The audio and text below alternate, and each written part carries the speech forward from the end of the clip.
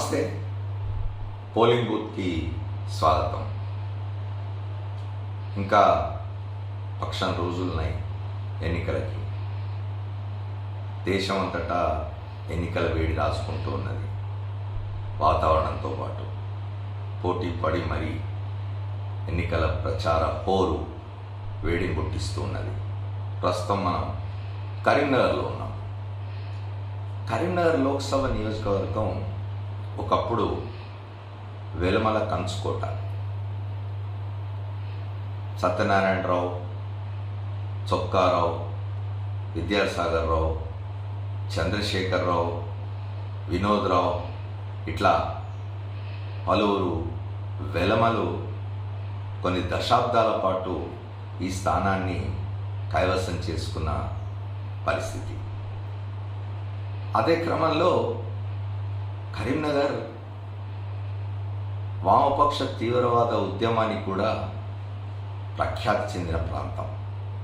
ఉత్తర తెలంగాణలో కరీంనగర్ అన్ని జిల్లాల కంటే నక్సలైట్ ఉద్యమం విషయంలో ముందున్న సంగతి తెలిసిందే. మూడవది, తెలంగాణ ప్రత్యేక రాష్ట్ర సాధన కోసం జరిగిన మలి ఉద్యమంలో కరీంనగర్ ముందు నిలబడింది అన్ని జిల్లాల కంటే. 2001లో కల్వకుంట్ల చంద్రశేఖరరావు తెలంగాణ రాష్ట్ర సమితి ప్రారంభించినప్పుడు తొలి మహాసభ లక్షలాది మందితో నిర్వహించింది కరీంనగర్లోని. ఇన్ని ప్రత్యేకతలున్న కరీంనగర్లో ప్రస్తుతం యుద్ధం హోరాహోరీగా జరుగుతున్నది, ఎన్నికల యుద్ధం.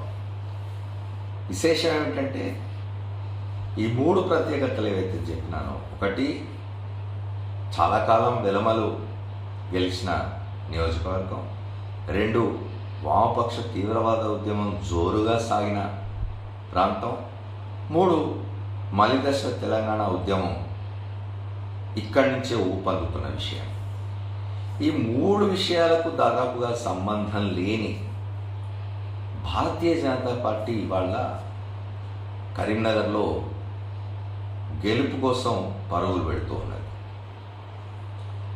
నిన్న మొన్న జరిగిన శాసనసభ ఎన్నికల్లో, కొన్ని మాసాల క్రితం జరిగిన శాసనసభ ఎన్నికల్లో ఇక్కడ కరీంనగర్ లోక్సభ నియోజకవర్గంలోని 7 స్థానాల్లో, శాసనసభ స్థానాల్లో 4 కాంగ్రెస్ పార్టీ కైవసం చేసుకున్నది. రెండవది, కాంగ్రెస్ అధికారంలో ఉన్నది రాష్ట్రంలో.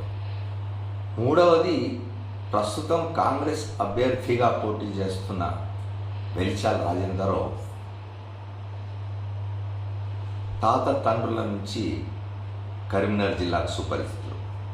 ఆయన తండ్రి వెలిచాల జగపతిరావు 1969 ఉద్యమం తర్వాత తెలంగాణ ఊసే ఎవరు ఎత్తని కాలంలో తెలంగాణ ప్రత్యేక రాష్ట్రం ఎందుకు కావాలా, తెలంగాణ ఎంత దోపిడీ చేయబడుతున్నది, వనరుల విషయంలో కానీ, ఉద్యోగాల విషయంలో కానీ, నిధుల విషయంలో కానీ తెలంగాణకు ఎట్లా అన్యాయం జరుగుతుందని చెప్పి వందల వేల పేజీల వ్యాసాలు రాసి, గణాంకాలు తీసి సమాజానికి చాటి చెప్పిన జగపతిరావు కుమారుడు రాజేంద్రరావు. అయితే ఇటీవలి కాలంలో ఈ నియోజకవర్గంలో వెలమల ప్రభావం తగ్గి 3 పర్యాయాలు వెనుకబడిన తరగతులకు సంబంధించిన అభ్యర్థులు గెలిచినారు. ఒకరు 1996లో తెలుగుదేశం పార్టీ తరఫున ఎలగందల రమణ గెలిస్తే, మళ్ళా 2009లో పొన్నం ప్రభాకర్ కాంగ్రెస్ తరఫున గెలిస్తే, 2019లో భారతీయ జనతా పార్టీ తరఫున బండి సంజయ్ గెలిచినారు. ఈసారి అదే బండి సంజయ్ మళ్ళీ తన అదృష్టాన్ని పరీక్షించుకుంటున్నారు కరీంనగర్ నియోజకవర్గంలో. ఎన్నికల ప్రచారం అయితే పోటాపోటీగా జరుగుతున్నది. కాంగ్రెస్కు ఉన్న అడ్వాంటేజ్ 7 నియోజకవర్గాల్లో 4 శాసనసభ నియోజకవర్గాలు కాంగ్రెస్ కైవసమై ఉన్నాయి, రాష్ట్రంలో అధికారంలో ఉన్నది. భారతీయ జనతా పార్టీకి ఉన్న అడ్వాంటేజ్ కేంద్రంలో అధికారంలో ఉన్నది. నరేంద్ర మోదీ ప్రతిష్ట, నరేంద్ర మోదీ ఇమేజ్ బాగా పనిచేస్తుందనే ధీమాతో భారతీయ జనతా పార్టీ ఉన్నది. ఆశ్చర్యకరమైన లేదా విచారకరమైన విషయం ఏంటంటే 10 సంవత్సరాల పాటు అధికారంలో ఉన్న తెలంగాణ రాష్ట్రం సాధించిన భారత రాష్ట్ర సమితి 3వ స్థానంలో ఉన్నట్టుగా ఇవాళ కరీంనగర్లో పరిస్థితులు చూస్తే కనిపిస్తున్నది. భారత రాష్ట్ర సమితి తరఫున పోటీ చేస్తున్న వినోద్రావు గతంలో ఇక్కడి నుంచి ఒకసారి లోక్సభ సభ్యుడిగా ఎన్నికై ఉన్నవారు. నమ్రత, విధేయత, సౌమ్యుడు అని పేరు తెచ్చుకున్న వినోద్రావు కూడా తన అదృష్టాన్ని కంచి పరీక్షించుకుంటున్నారు. ఈ ముగ్గురిలో